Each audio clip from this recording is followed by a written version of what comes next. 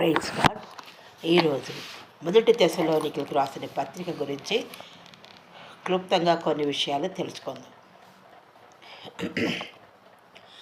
క్రీస్తు శకం 49-51 మధ్యకాలంలో అపొస్తలుడైన పౌలు తెస్సలోనికలోని సంఘానికి రాసిన తొలి క్రొత్త నిబంధన పత్రిక. హింసించబడుతున్న ఒక యువ సంఘాన్ని ప్రోత్సహించడం, వారి పట్ల తన ప్రేమను పునరుద్ఘాటించడం మరియు క్రీస్తు తిరిగి రావడం గురించిన వేదాంతపరమైన ప్రశ్నలను స్పష్టం చేయడం దీని యొక్క ప్రధాన లక్ష్యాలు. పౌలు, సిల్వాను మరియు తిమోతి వ్రాసినట్లుగా చరిత్ర తెలియజేస్తోంది. పౌలు తన రెండవ మిషనరీ యాత్ర సమయంలో కొరింథీ నుండి వ్రాశాడు. విశ్వాసం, ప్రేమ, నిరీక్షణ, పవిత్రమైన జీవితం మరియు యేసు రెండవ రాకడ మొదలగునవి ప్రధాన అంశాలు. ఈ ఫస్ట్ తెస్సలోనిక పత్రికలో 2 భాగాలుగా విభజించవచ్చు మాట.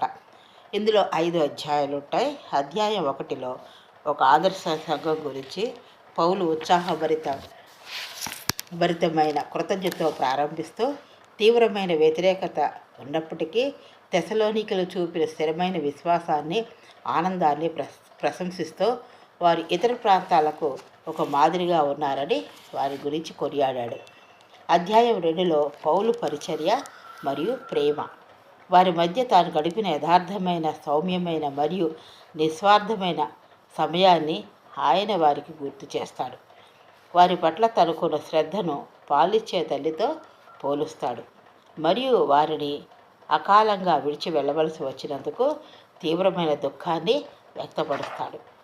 అధ్యాయం 3లో తిమోతి యొక్క శుభవార్త, వారి విశ్వాసం పట్ల తనకు ఉన్న తీవ్రమైన ఆందోళన కారణంగానే వారిని చూడటానికి తిమోతిని పంపారని పౌలు వివరిస్తాడు. తిమోతి శుభవార్తతో తిరిగి రావడం పౌలుకు అపారమైన ఉపశమనాన్ని, ఆనందాన్ని కలిగిస్తుంది. అధ్యాయం 4వ అధ్యాయంలో దేవునికి ప్రీతికరమైన జీవితం మరియు ప్రభువు రాకడ, పరిశుద్ధమైన ప్రత్యేకమైన జీవితాలను గడపాలని, ఒకరినొకరు గాఢంగా ప్రేమించుకోవాలని పౌలు ఆ సంఘాన్ని ప్రోత్సహించాడు. క్రీస్తు తిరిగి రాకముందే మరణించిన విశ్వాసులు గతి ఏమిటనే ఒక ప్రధానమైన ఆందోళన కూడా ప్రస్తావిస్తున్నాడు. క్రీస్తు నందు మరణించిన వారు మొదట లేస్తారని, ఆ తర్వాత జీవించి ఉన్న వారు లేచి నిరంతరం ప్రభువుతో ఉంటారని ఆయన వారికి హామీ ఇచ్చాడు.